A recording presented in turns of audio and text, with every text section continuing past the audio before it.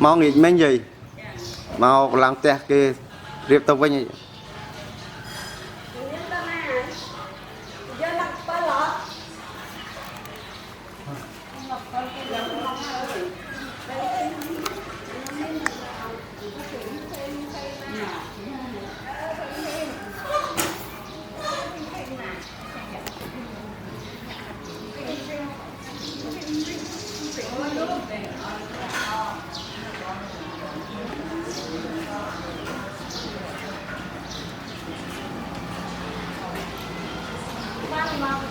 mong tao mình tiền gì